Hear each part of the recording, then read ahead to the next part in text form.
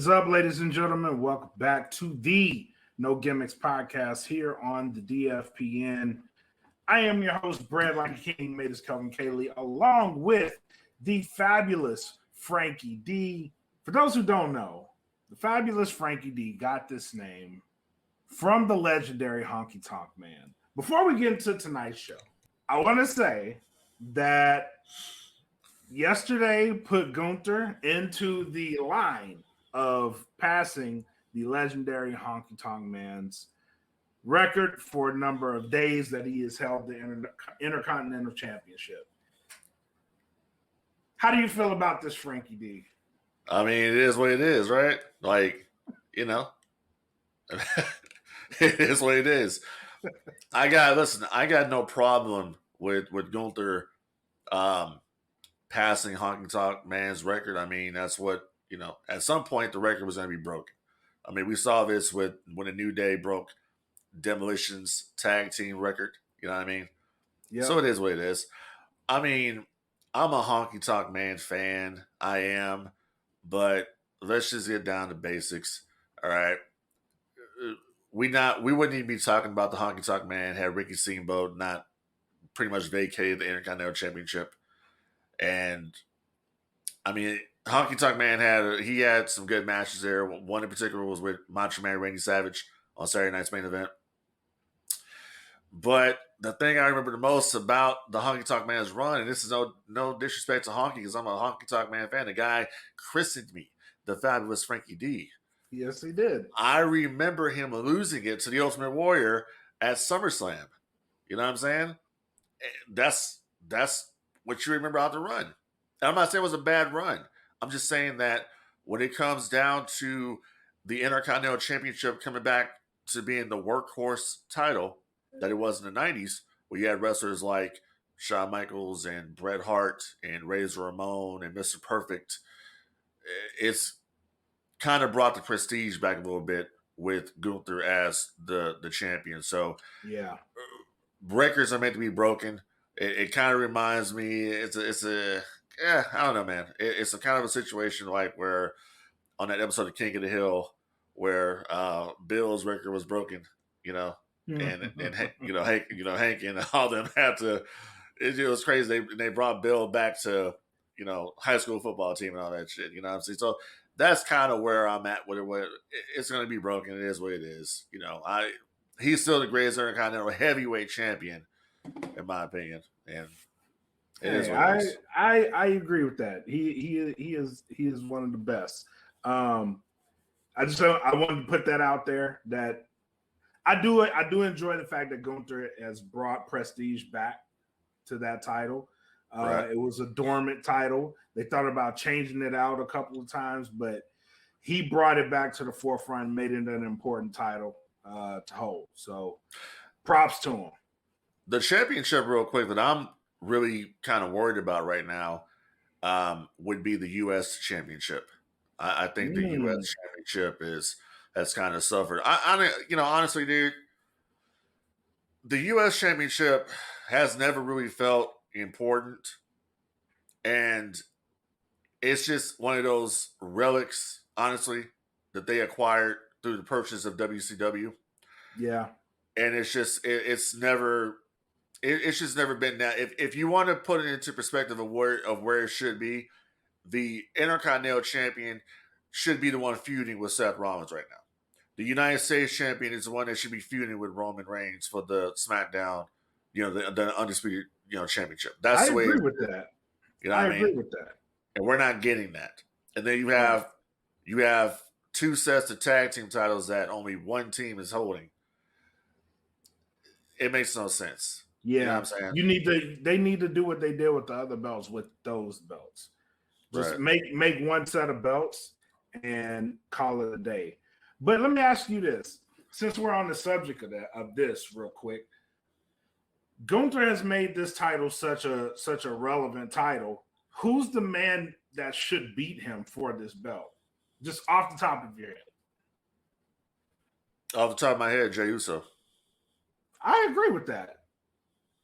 What better way to establish Jey Uso as main event Jey Uso than have him beat the guy who hasn't been beaten in over 400 and some days. I would agree with that. I Yeah. also think it would keep that title as an important, and you could use that to catapult him to that main event level. I agree Absolutely. with that. Yeah. I So definitely agree with that. that's the one I would go with. But also, you can have a fairy tale story in which Chad Gable gets another shot at Gunther, and this time he beats him. I don't know if you watched Raw, but that match was phenomenal. I didn't watch Raw, but I did see that his kid was crying like crazy. Yeah, that was phenomenal. They great. did they did a great job with that. Yeah. Just the visuals of it was excellent. They did a really good job. So kudos to them, and kudos to Gunther for making that a great title to hold again. Oh, real quick. I want to send a special shout out to Maya World for representing No Gimmicks podcast, wearing that red and black No Gimmicks podcast shirt during her post the other day on social media. That was too sweet because one of my favorites, Mercedes Moné, actually liked the post. So when she liked the post, she saw the NGP, and that's all it is. Yeah. So that's thank you very much. Thank you very much for that exposure. We really appreciate that over here on the No Gimmicks. I had to send her a message like, you have no idea how much I appreciate that. That was phenomenal. Yeah. And there's an angle going on. Very interesting angle, by the way. We got to get her on the show to talk about this. Interesting angle. She's going up against Izzy Moreno. And Izzy Moreno we're getting like the Sasha Bailey thing all over again with these two. Maya World very much reminds me of Mercedes Moné. She really does. Her style is like cut from her. Yeah. And Izzy, obviously, there's the history with Bailey and Izzy. So we're kind of getting that going back to Mission Pro Wrestling. They're doing Thriller in October, and those two are going at it in October. So this may be worth the drive, bro. This might be a banger of a match. Yeah, I agree. I mean, it's a lot of big things happening right now with some of these, people that we saw. Like I remember seeing Izzy back in NXT, and she was just a huge Bailey mark. And to see her come along right now, to see her actually in the business, that's great. That's when you have a business that's just surrounded a lot of times by negativity and by just I don't know what to say with some of these people with a lot of their comments. That's a positive thing right there, that she went with her dream and that's what she wanted to do. So that's very cool. A lot of people don't hack it, bro. And for her to hang in there, and even with all the negativity and almost wanting to give up, bro, like to see where she is now, that is nothing short of amazing. It's nothing short. Absolutely. It's a great story. So how could you not root for that shit? I want her to succeed. So kudos to Izzy. Kudos to Maya, and thank you to Maya, because, that was awesome. Very much. All right, man. Are you ready? Let's dive into why we're here. Let's see what.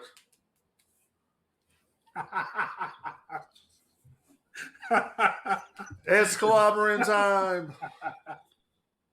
Oh man, let's get into it. CM Punk is all the news. It is all the news. Yeah. We haven't done a show since before All In. We previewed All In. All In happened. 10 minutes, not even 10 minutes.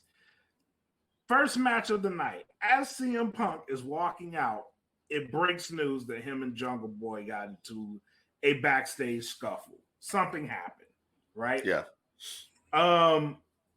Fast forward that.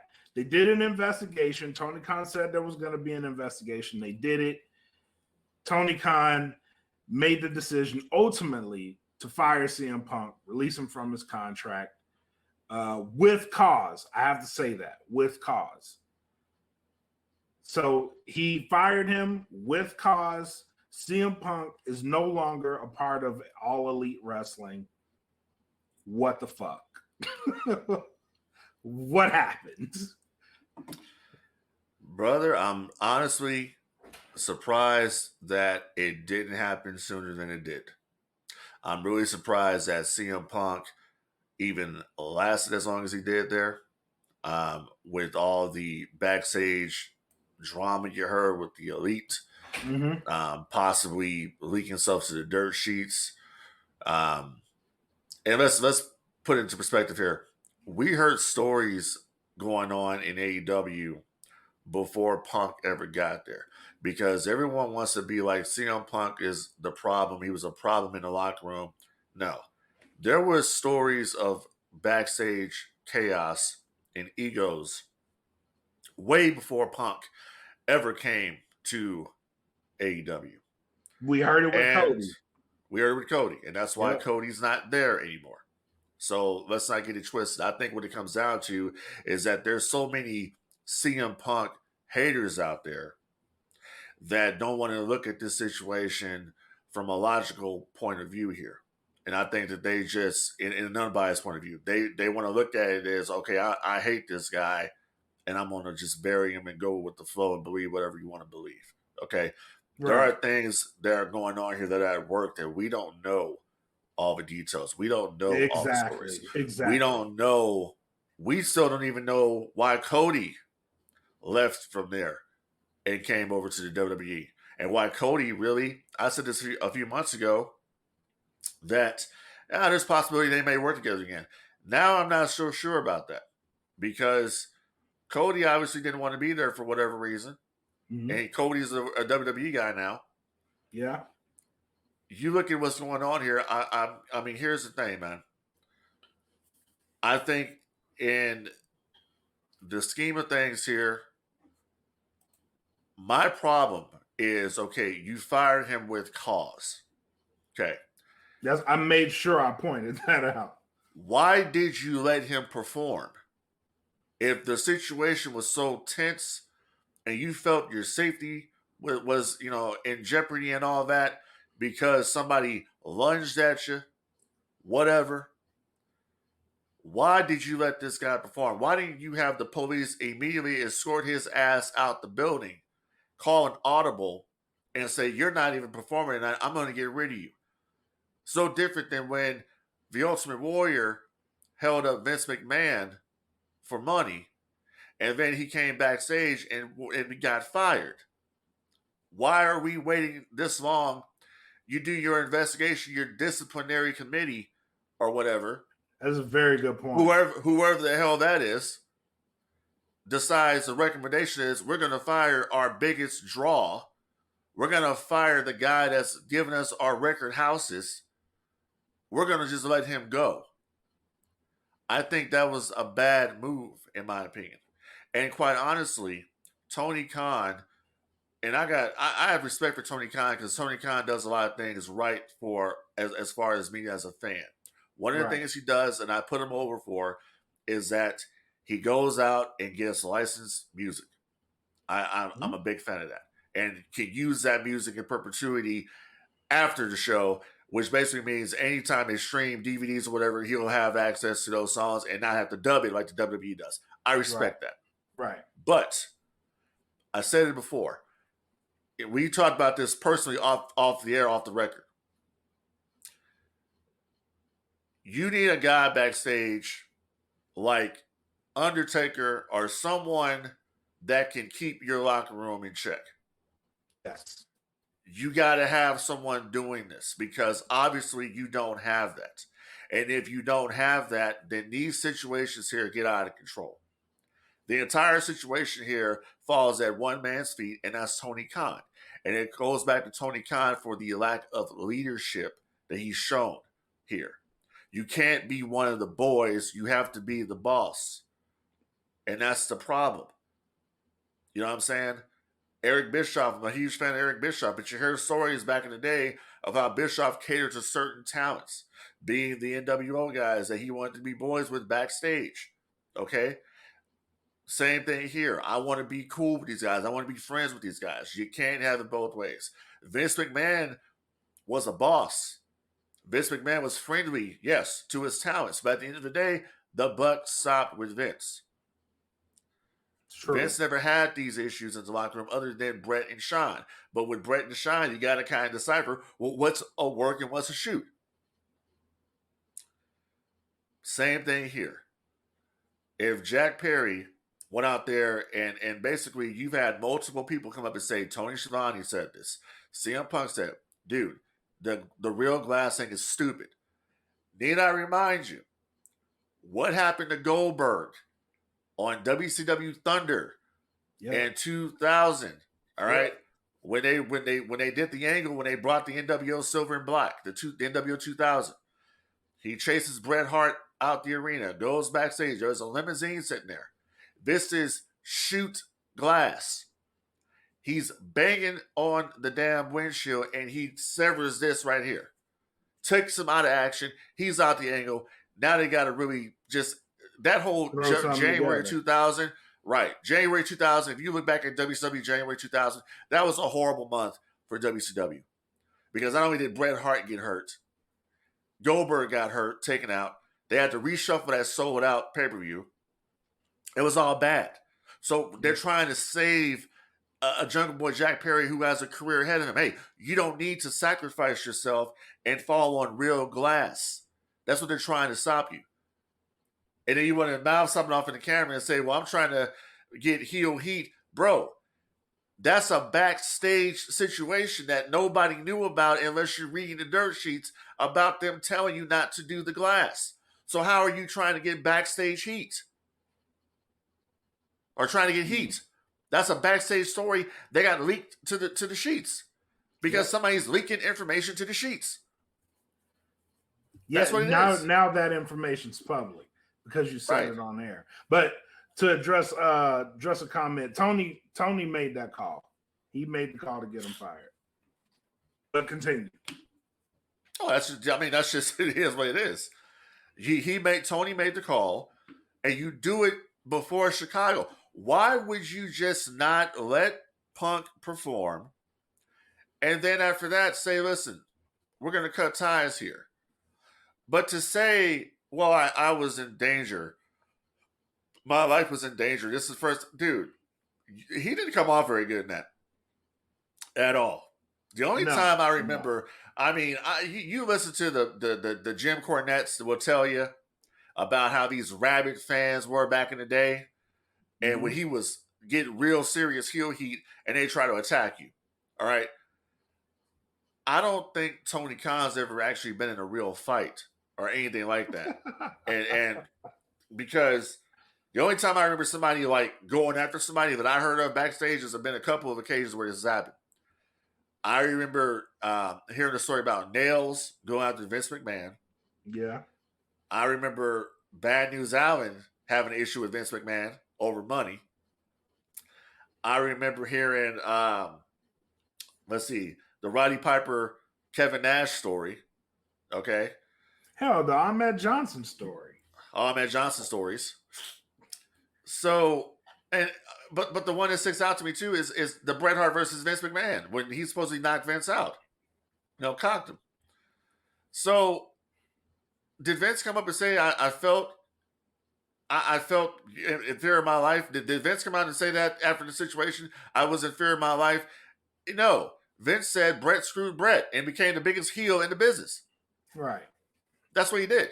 He took a negative situation and turned it into a positive for his company. So I don't understand the logic in doing this. And it's like, okay, so now we got all peace and harmony at AEW now because the problem is gone now. There should be no issues moving forward, right? We should hear nothing going on from backstage.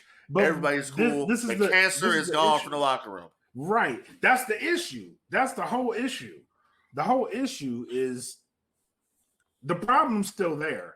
You just got rid of somebody who you perceived as an antagonist. That's it. He got rid of somebody who his people, whoever they are, assumed was the antagonist. That's what I'm saying. That wanted to get rid of him because of what happened last year at All Out. Right. That's what it was. It's like a whole. Here's the thing. Here's the questions I had immediately. Yeah. Immediately. So let's go back to All In. Why? My very first question is why, as CM Punk is walking to the ring, are they breaking news on social media that there was a scuffle backstage. The man is walking to the ring, to his match. And already, I'm like, damn, that's not enough time for some shit to happen. Because you know what I'm saying? Because there are spies back there that are giving the dirt sheets information. Right. There's somebody's leaking shit to the dirt sheets, and that's where it comes down to. They had a similar issue in WWE a while back. I think I told you this offline, that somebody was making creative plans to the dirt sheets, and Stephanie McMahon, I guess, had a no cell phone rule or something in creative, and they were checking people's phones to see who was talking to the dirt sheets. Right. Somebody is talking to the sheets here, and it goes back to what CM Punk was talking about. They're taking all these backstage issues and they're bringing them out there in social media public. and making CM Punk look like he's the worst person in the world. Right. But like you that don't I didn't agree. Like, that's immediate. I could see if this happened like in New Jersey or New York or Chicago or some shit. This is in London, bro. Like, yeah. This is in London. That's all right, let's narrow this shit down. US, you expect a gang of people that you probably don't associate with. People bring their families or some shit backstage. Like, anything can happen, right? This is in London. This access is far and few in between of people who's supposed to be there and people who don't. Like, and for that to break within 10 minutes of it happening, I found an issue with it. I'm gonna just be straight up. I found a whole issue with that. I was like, why is this? I stayed off of social media because I knew it was gonna blow hard. Like, I knew. And I was like, I don't want to see any more, because for the fact that it came out, like, all types of stories are about to start coming out. And it was right. People reporting had 8 different stories about what happened, who did what backstage, right? To the fact that Tony Khan, the first thing that he says in the scrum afterwards isn't even about the show. It's about the incident, which I also found an issue with.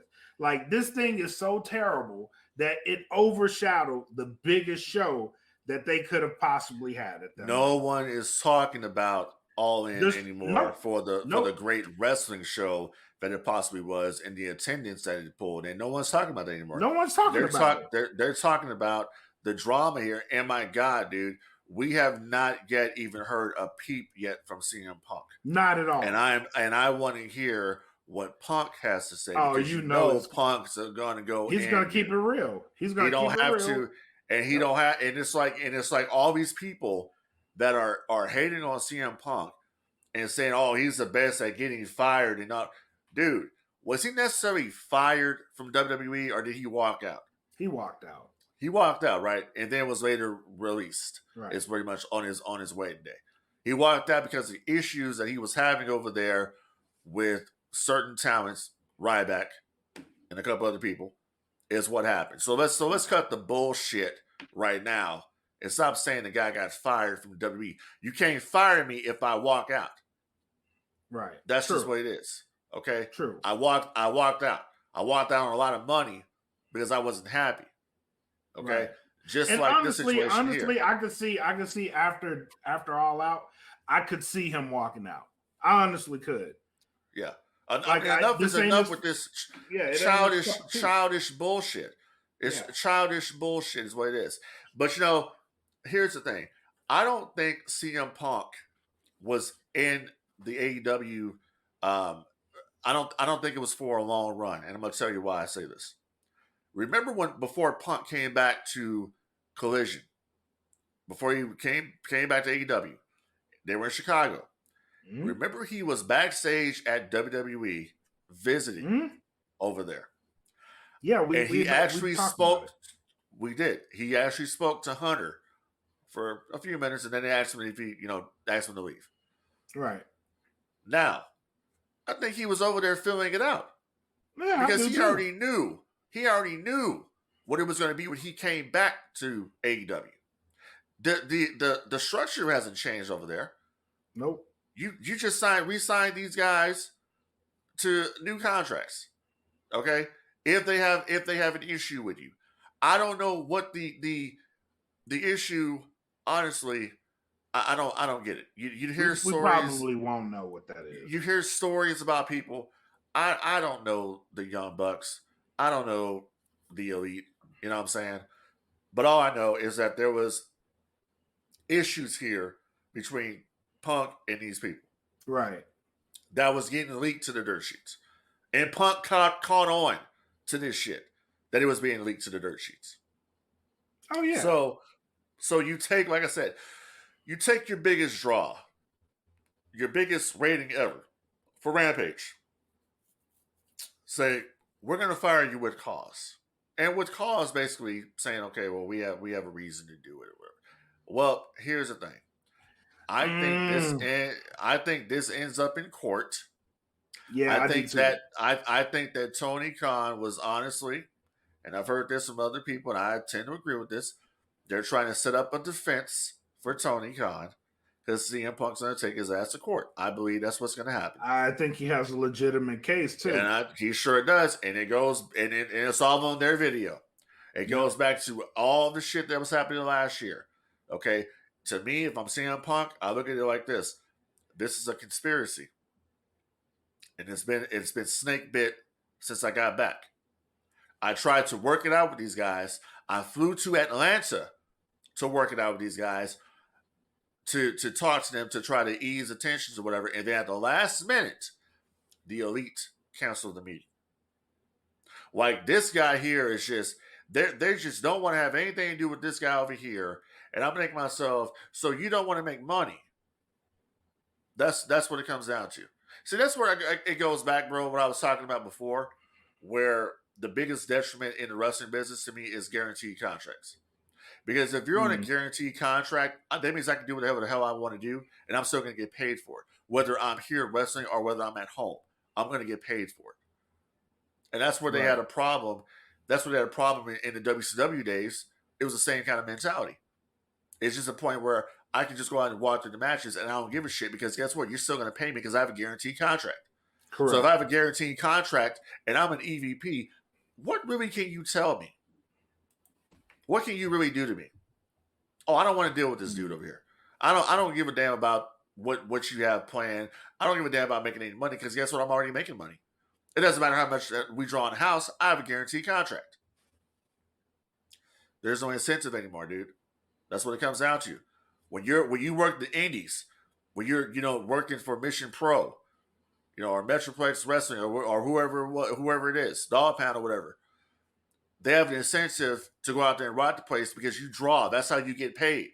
Right. But when you're getting a guaranteed contract, I don't have to do shit that I don't want to do.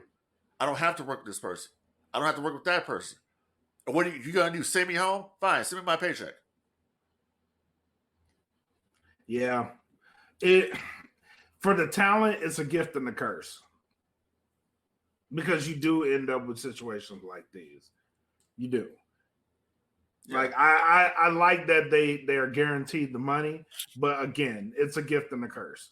Yeah, you love the fact that the wrestlers make money, and they should be getting paid money. They do some of the most dangerous stuff in any sports out there, and they should be paid for it. But once again, like I said, there's no incentive anymore to go out there and rock the house. It's different than it was back in the 90s and in the 80s. And I'm talking about the mid 90s is when despite what Hall and Nash has you thinking, Mark Merrill was the first person to get a guaranteed deal in the wrestling business. It was in the WWF.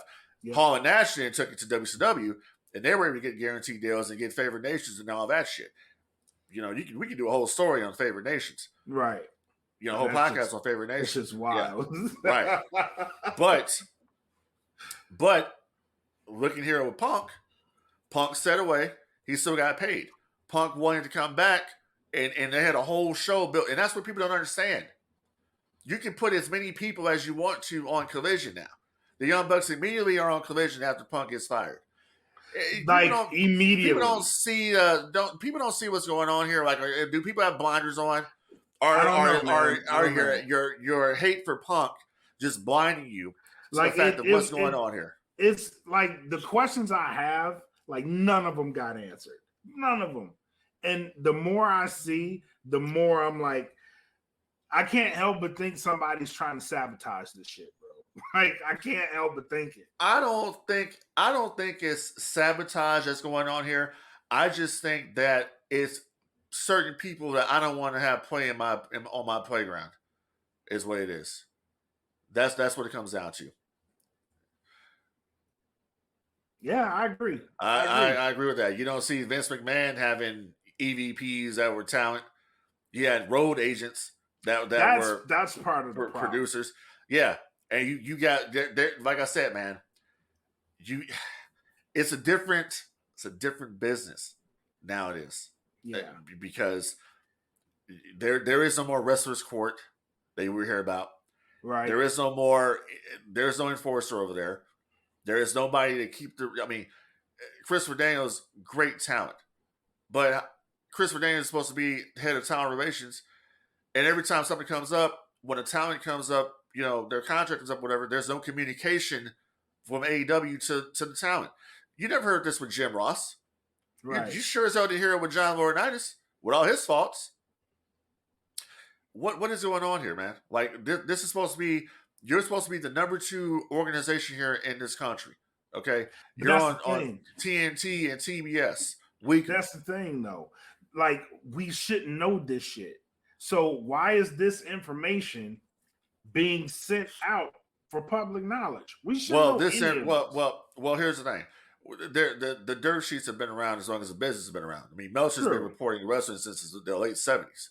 True. So it's always been there.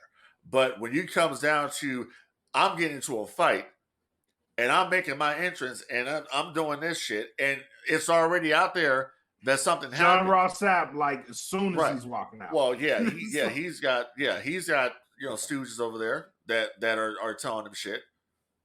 And then that's I told you, man, the biggest detriment besides guaranteed contract in the wrestling business was social media. Period. True. Because now I can get into some shit with somebody and I can go and put it on social media and talk shit or whatever. And that's the problem.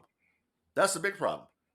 Yeah, it's terrible. Unless I'm using my social media to forward an angle, I don't need to be telling people the inner workings are behind the scenes of this business. I agree with this statement. We know Jeff, we know who's doing it. We know who's doing it. Yeah, that's the thing. And it's like we know what it is, bro. Like just go ahead and tell us who's doing it. You know what I'm saying? Just go ahead and tell us. And do you hear these stories going? Do you hear any of this drama right now going on over at WWE? That company has turned around from what it was. Okay, that they have turned around. They're on another stratosphere right now, which is crazy to me. Oh yeah. Okay. Listen. In the next, probably, I would say, give it 2-3 weeks. NXT is going to be at a point of no return as far as their growth. They are growing. They are gradually growing, and they are getting more eyes, and that's going to be a problem for everybody else because they are releasing quality content right now. That's the initiative, especially now with the Endeavor merger about to close this month. They're doing their thing, and that's the point. Just releasing problems. It's not as easy as it sounds, bro. No, it's not because you got a mountain of paperwork, and they just re-signed. Yeah, exactly. And I want to put it out here right now on no gimmicks. Okay. Legally stating, I don't know if they're the ones leaking the information here. All right. I don't know if it's the ones that re-signed or whoever. I just think it's kind of funny. Okay. That's what I kind of think is funny. So I want to basically, extract ourselves from that. Yeah, let's not. We don't know. You don't point fingers, sir. I retract my statement. Yeah, exactly. I don't know who's doing it, but all I know is that it's just it's just funny to me that all this stuff is going down, and all of a sudden now the cancer is gone from the locker room. He's gone. Now, here's the question that I have: does CM Punk have a no compete clause in his contract. Well, they asked Tony Khan that at the All Out Media Scrum, and he didn't give a direct answer. I don't think he does. Here's my guess, and this is only because they used the phrase "with cause," right? If they fired him with cause, then his contract is null and void. This would also clear him of any non-compete duties if, in fact, he was fired with cause. If he decides to take it to court, in which if he does decide to take it to court, then it would not only be a very smart move, but then it would put everything back on the table. He would be able to get his contract money. I'm guessing that will come with a no compete clause at that point, because if you're fired without cause, you're due severance, and everything else is still in play. But the fact that they did it with cause, it also makes it harder for them to prove that it was without cause. It does. The situation, and which is why my guess is Tony Khan used the wording that he used, because one of the reasons that you can get fired for with cause is if that person created a unsafe work environment and he threatened the safety of others. That is the only part in this with cause that this whole situation kind of falls under. That is the only part. But again, they do have to prove that. And if I'm CM Punk, I'm taking this to court. And if I'm CM Punk, I'm going to say, how the hell did I create an unsafe working environment when we are in a fucking wrestling company? But here's the thing, though. Did he pull out? Did he have a firearm? Did he have a knife? Did he have anything that can actually hurt someone other than I just lunge at someone and says, I hate this place? And that's, oh my God. But here's the thing. So the incident occurred right after a guy said, I'm going to use real glass. The environment CM Punk can say is already unsafe. That environment's already been unsafe. He can use that as a legitimate defense. Being provoked is what it comes down to on the camera. There's already a hostile work environment because this guy has already said, I'm using real glass. I'm using exactly. Crimea River. Yep. This is already something that's been reported on the dirt sheets weeks before this. So, yeah. And what it comes down to is the speech the statement that Tony Khan released that his lawyers put together is trying to set that defense up. But once again, Tony Khan, when he's saying this shit, I could tell Tony Khan doesn't believe what he's saying. I know he didn't want to do it. I know he didn't want to do it. He was pressured into doing it. There's no doubt in my mind he was pressured into doing it. And he's going to regret this decision.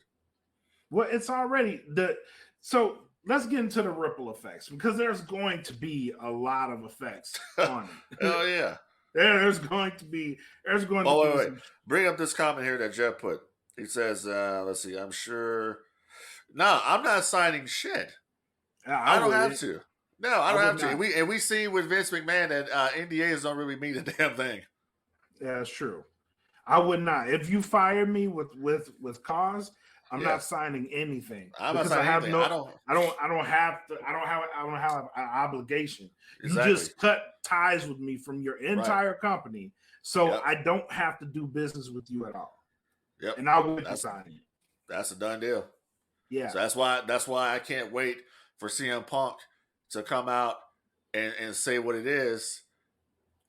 And let's keep going with this. I have a prediction of what I think is going to happen with Punk moving forward. So, effect number one, in the immediate aftermath, Collision, because it was his show, right? That show is going to be directly affected by this thing, because now whatever plans they had are out of the window, and now you have to shuffle, find someone that could be the face of that. I seen they put out a new graphic and Jay White is in the middle of it instead of CM Punk. I think that's a smart move, but is it the best move? No, it's not. You can't replace a draw like CM Punk. You can't. Nope. I read that the show is not going to be built around Bryan Danielson moving forward, and I have no problem with that, but I was really intrigued by the angle that they were pulling with CM Punk saying he's the real world's champion. Yeah, that was money because you knew eventually it was going to end up with him versus MJF or him versus Adam Cole, one or the other. So you just cost yourself a ton of money. And at this point, and let's just be honest here. Let's call it like it is. So that's what we do here. We keep it 1,000 on this show. It's not like Rampage was doing, or not Rampage. It's not like Collision was doing banger numbers. Okay, it wasn't, but it was growing. It was growing on. It was doing the most important thing. It was keeping its audience weekly. It was not dropping off like Dynamite. So now my opinion is Collision is going to be Dynamite 2.0, aka it's going to probably end up going the way of Thunder for AEW. I agree with that. Also, I don't like that because the feel of Collision was just a different show, and that roster had a plan. And they stuck to it, and they executed. And Collision was a better because of it, in my opinion. Well, it was a better show. Well, and here's the thing too that I take into this too. So we're forgetting here also. Even if Punk had not been fired, there may have been changes coming with Collision anyways. That was an edict from Warner Brothers Discovery that the soft brand split was probably going to come to an end anyways, where they were going to have people, coming in from Dynamite to be on this show. And a lot of that has to be, to me, it had to do with the ratings numbers. The rating number isn't as strong as Dynamite, but you have to remember, this is Saturday night TV. Okay? Put it into perspective here. But like I said before, this is one thing, and I follow the numbers with WrestleNomics. People, if you're not looking at WrestleNomics, you're missing out on these numbers. Brandon Thurston, breaks this shit down. Okay, yeah, he is. He breaks it down. He gives you all the information you need to know if you want to look at the numbers here. Okay, Collision keeps its audience. It keeps its audience. Dynamite does not. Dynamite drops big time, especially in that second quarter, that second hour. So they creatively, it was supposed to be different over here than what you're doing over here. Now you're going to integrate all this shit together, and I don't like that. Yeah, I don't like that at all, and that's unfortunate. That's what's going to happen. But that was an edict from the network that they want to see more stars. And here's the thing: if I'm a fan of AEW, I look at that as a win for me as a fan. Because if I go to the show, if I buy a ticket to Collision, oh wow, I didn't get to see the Young Bucks. Maybe I'll see them on this show. Oh, I didn't get to see Chris Jericho. Maybe I'll see Chris Jericho on this show. I get that. You get a more variety of talent. That's one of the biggest problems. That gives the biggest problems back in the day with the brand split. When I was watching when it first started on WWE, was like, damn, dude, like this Raw roster is weak as shit. But look at the SmackDown roster. You got Hollywood Hogan over here. You got The Rock. You got Jericho, Angle, all these different cats. So that's where it's a more variety of talent. It's a better fan experience. Is what it is. For me, as my fan experience, I liked that there were guys that I didn't see on Dynamite that I got to see on Collision. I like. Oh that. Yeah. I like that they had something for them planned out on Collision. That if I didn't like what I saw Wednesday, and I got to the point where I was not liking what I saw on Wednesday. I was liking more of what I saw on Saturday, which if I didn't catch it because I was at an indie show, if I didn't catch it on Saturday, it was on DVR and I watched it on Sunday. And I liked that because one of the biggest things that came out of it was the emergence of Ricky Starks. Lo and behold, Yes. he had a fucking banger of a match at All Out. I like that. Also, we had Powerhouse Hobbs versus Miro. Right. Another banger of a match that they built. They built stories, and Wednesday just felt like a faster show to me. I didn't like it. Saturday was more of a paced out show, and they let things take their time and work themselves out. I loved that show. Yeah, I look at when I saw Collision, the first episode of Collision, because I did watch that one. I still don't like the Elton John music, but anyways, the thing I noticed about it was it reminded me of Nitro, and not the bad parts of Nitro. It reminded me of Nitro. If Nitro was a stable show, that they knew what the hell they were doing ahead of time and put it on there. That's one thing I got from it. I know Dynamite. I got tired of Dynamite a long time ago, but this show gave you, like you said, the story of Ricky Starks, the reintroduction of Powerhouse Hobbs in the Book of Hobbs. Christian Cage is doing the best work of his career. Oh, yes. You know what I'm saying? That's what it was. And then, we're leaving out the fact here also that Jack Perry is indefinitely suspended for his actions at All In. Do you think that's enough? I think both of them should have been suspended, to be honest. If you were to suspend one, you should suspend the other. But I think if this Punk had got suspended, Punk would have quit anyway. He just would have been done. Because this is the second time that this has happened. It's the second time when these young guys have tested the veteran, is what's come down. Tested the veteran. And Samoa Joe, I understand backstage, Samoa Joe was very upset about this and was trying to break this situation up. Like, look at this unprofessional bullshit happening back here. And they said Joe had to break it up. And Joe had to go and try to calm Punk down. They have a history there. Yep.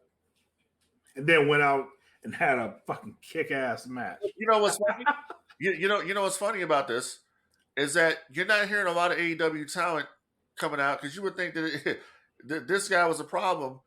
You're not hearing a lot of AEW talent coming out bashing CM Punk. They're not. No. Saying anything. Half the I won't say half. Most of the Collision roster was his idea. Right. You had Andrade just praising Punk and say, "Hey, I hope we see you again, but in the ring, so we can do that match." So apparently they may have been talking about doing a match. Yeah. You have Mark Henry saying the same thing. Bobby Ray, same thing. Yeah. Paul White, same thing. A lot of people benefited from him being there. Right. They realized what it was, man.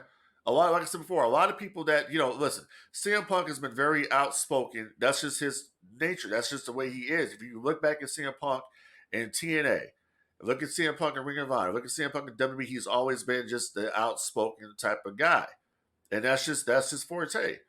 You know what I'm saying? And then on top of that, listen, you guys remember years ago when Matt and Jeff Hardy were having their issues, they did that video in the diner where they pretty much knocked CM Punk. They're all in the same company. You have any issues with Matt Hardy, Jeff Hardy, or CM Punk, or them having words or having issues or anything like that? Right. Hasn't gone down. Right. So if he's such a locker room cancer and such a problem, why is nobody else saying anything about this? But it's just a certain few people that have an issue. Weird shit, man. Yeah.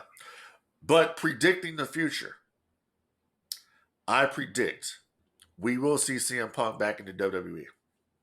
Where's the Royal Rumble? Not sure where the Rumble's at. Let's figure this out. I'm sure we will see CM Punk in WWE. Punk right now is the hottest wrestler in the world right now. They will see, and all the people that are talking shit about CM Punk right now will be cheering their asses off if he shows up in WWE. Oh, because he will do what you never thought would happen, and that's show back up in WWE. And I think Punk will get that match that he wanted at WrestleMania. I honestly think he would. Now there's 2 nights of WrestleMania. He'll get what he wants. There's a lot more upswing for Punk to be at WWE than it is at AEW. And my God, could you imagine this? And I'm just, my creative mind is going. The first person if CM Punk re-debuts at WWE? The Cody first Rhodes. person that he goes after, Cody fucking Rhodes. Yep. And they can build off. already built that in my head. Like build off of that shit. Build off of that AEW shit, but not mention AEW. Oh man, that would be. There's a lot more upswing here. I'm glad Punk is gone from AEW. To be honest, no more drama, no more bullshit. Don't have to deal with these people.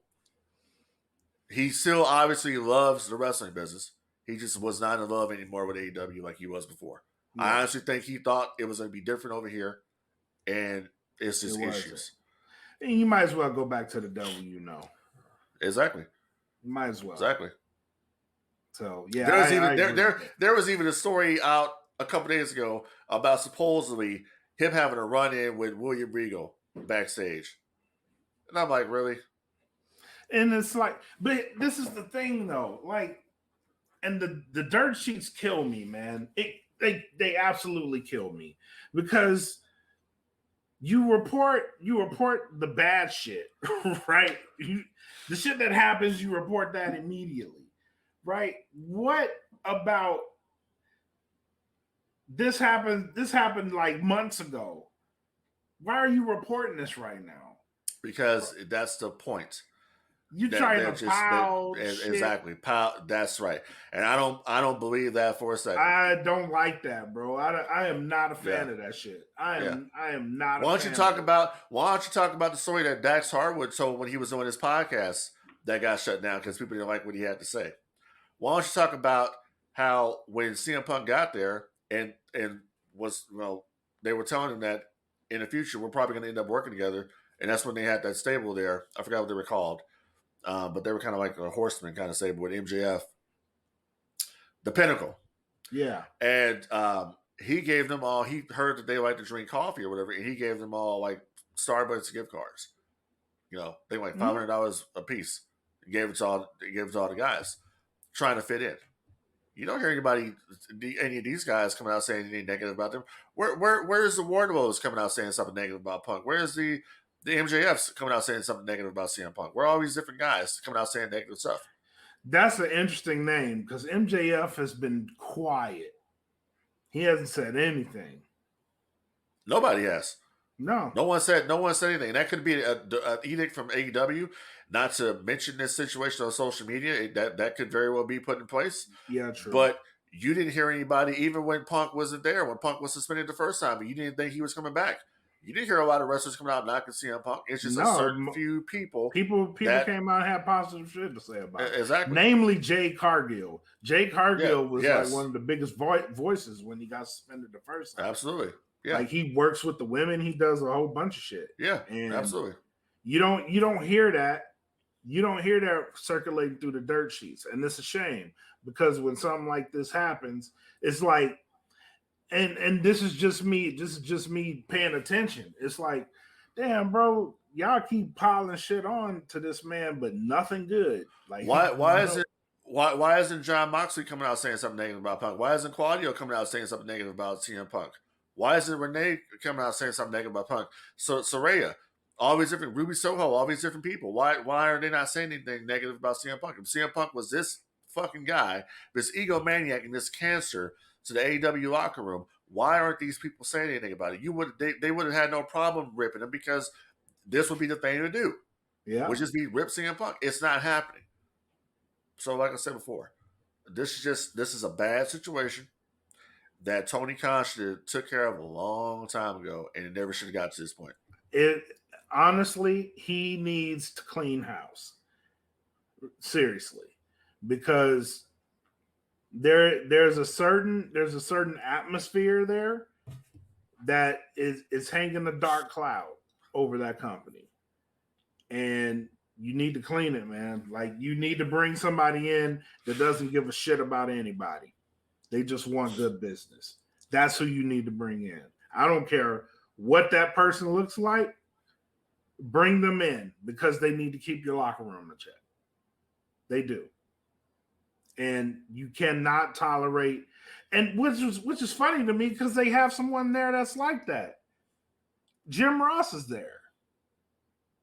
And yeah, but I don't think Jim Ross wants to handle that. I know he shit. doesn't want to. I know he doesn't want. Speaking of, it's funny. It's funny. You must be in my mind because I was going to say. So I heard that Jim Ross actually his commentary the other night was actually pretty good working with Nigel because Nigel was actually bringing up stuff I guess from yesteryear and was adapting to Jim Ross' style. And Jim Ross was actually feeling motivated and enjoying the product for once and was enjoying calling the matches. Yeah. Him and Nigel was a great team, bro. Like him, Nigel, and I think Ian Riccaboni is another guy that I enjoy listening to their commentary. So if you give me them and maybe even a Shivani, I can do with that. Taz too. Pretty much everybody but Excalibur. I can't do it. I can't fuck with Excalibur. It's nothing personal. It's just I don't enjoy his commentary that much. It's no, but and I don't like Excalibur. I'm not going to repeat why I don't like Excalibur. Okay, I don't care for him. Some shit happened a while back that he did, whether it was an angle or not. You shouldn't have done it. That's another reason why I'm not really a Kevin Owens fan either, because he was part of that shit too. Yeah, that's what it is. There ain't no reason to repeat it. I'm not a fan. But you can give me Jim Ross, you give me Nigel McGuinness, you can give me Ian Riccaboni, you give me Kevin Kelly, you give me Tony Schiavone and Taz all day long. Yep. And just what's the other the black guy's name? The commentator for Ring of Honor. What's his name? Shit. Patrice Coleman. There, he's good too. Yeah. I like him too. I really like him. Yeah. Yeah. But yeah, JR, that was the first time I heard him sound really excited in a long time. Yeah. He was on his shit and he was making jokes. Yeah, and the thing about it too is like, dude, people are like, oh, Jim Ross is past his prime, whatever. Yeah, Jim Ross may be past his prime, but Jim Ross has a lot of contributions he can still give to the business, just like Jake the Snake Roberts.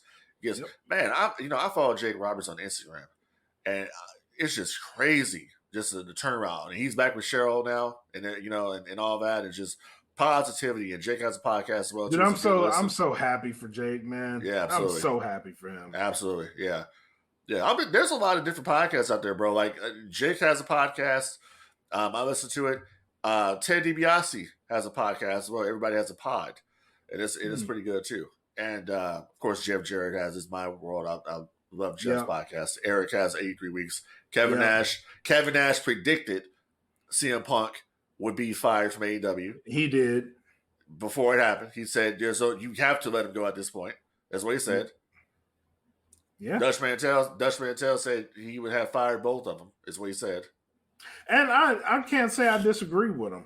Honestly, I can't say I disagree, because if it's that big and he created a safe work environment, but goddamn it, the other guy is just as guilty. Getting off the CM Punk situation for a second, and I want to talk about the little I did see, because I didn't watch All In, but I watched the 0 Hour. Mm-hmm.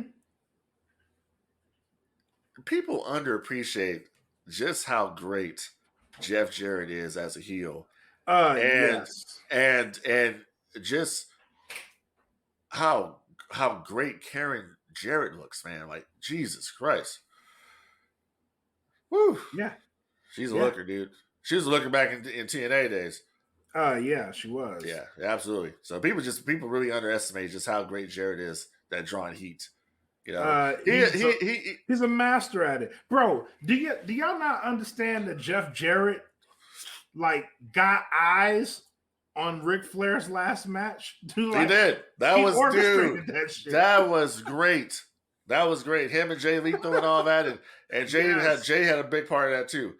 That was excellent stuff. That was great stuff, man. So I was just like I said, Jeff Jarrett is just underappreciated. Like, people don't get it. Like, that shit was great when he came out there. You know what I mean? Yes. And I love it. I wish they would call themselves TNA. That'd be awesome. But yeah, man, All In, for what it was, All In was probably, and I'll give AEW this, with their backs against the wall, they produced 2 bangers of pay-per-views back to back in consecutive weeks. And that is after all this shit that we talked about. This is All In for what it was, tremendous success. If this controversy wasn't tied to it, you're looking at a brand new WrestleMania in my eyes. If the controversy is not there, this is a WrestleMania event for them, for AEW. Well, I just like the way, honestly, from what I saw, I like the way it looked visually. It was very, it looked dude. really That good. crowd. Oh my god!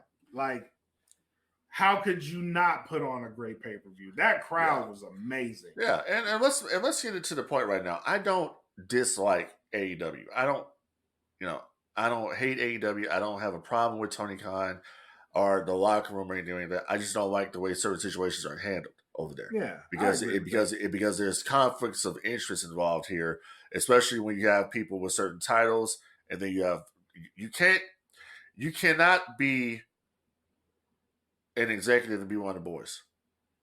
Yeah, you can't do that. True. That's why it didn't work when Dusty was doing it back in the day. Dusty couldn't be Cody hated the creative, and then be one of the boys. Yeah, Cody hated it. You could tell he hated it. Yeah, because he could. Well, Cody came out and said recently the only thing he misses about AEW is that office.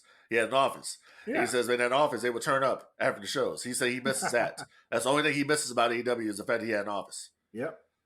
So I mean, you know something that's funny because we're something else happened recently that not a lot of people picked up on is that I guess I'm assuming his contract wasn't renewed or whatever, but they released Sonny Kiss.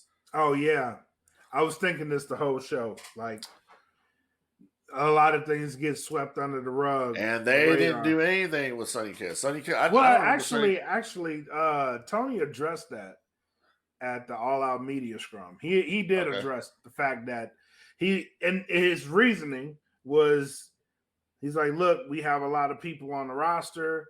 A lot of these guys, he's at a point where he's starting to say, like, I want to keep them around. Unfortunately, I can't find somewhere that they fit here. So I let his contract expire. So that was his reasoning. Like, I get that. Spot for him. I understand that. I understood. I understand that. But here's the problem with that logic.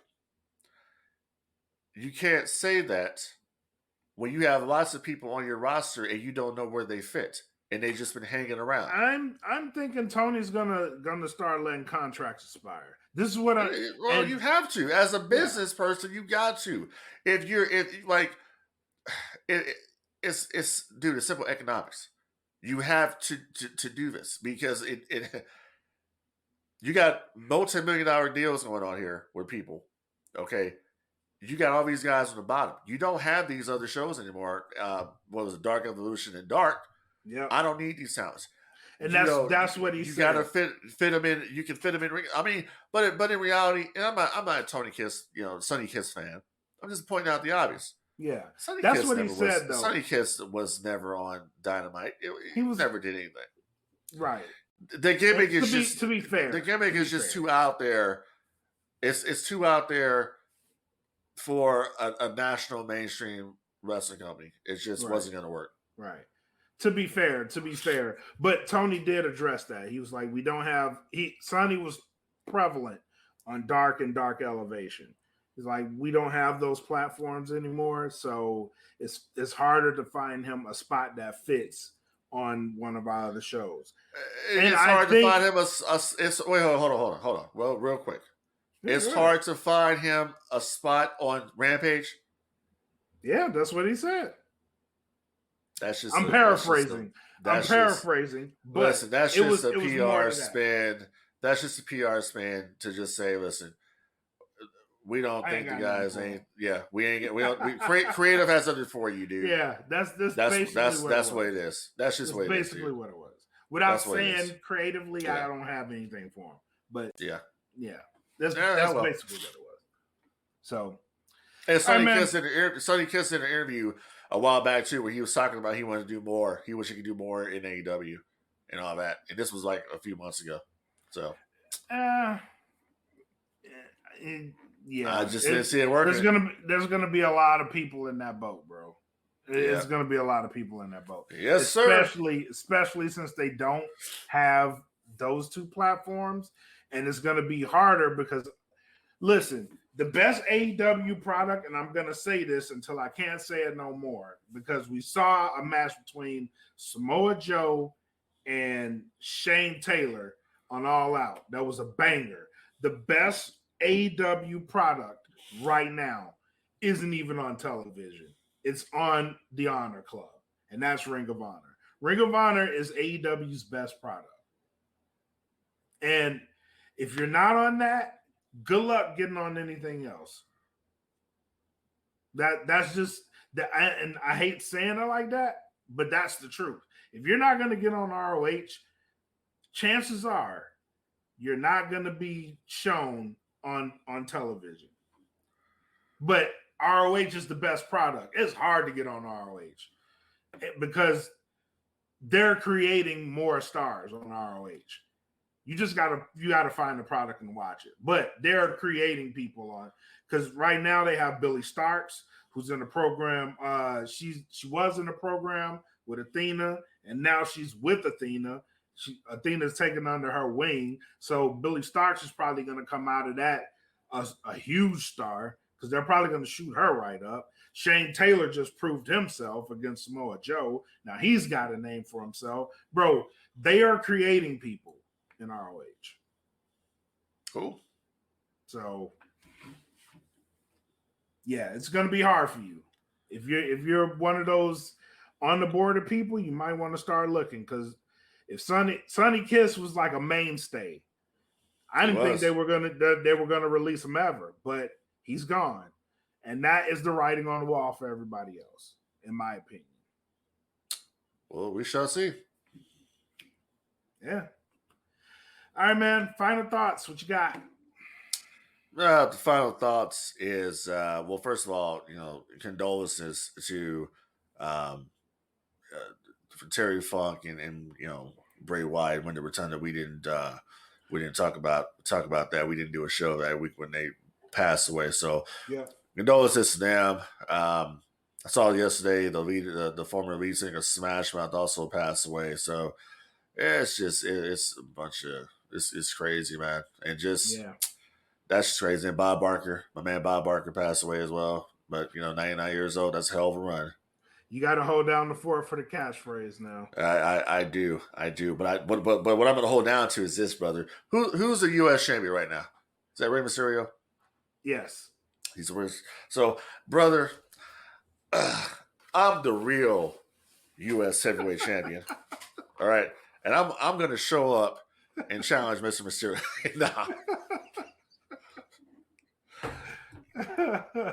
Nah, but it's just the same old thing, man. Help control the pet population. Every pet spayed or neutered. You know what I'm saying? Exactly. We've had a lot of negativity, so we're trying to be positive. And and I gotta send a message out, Mr. Jeff here.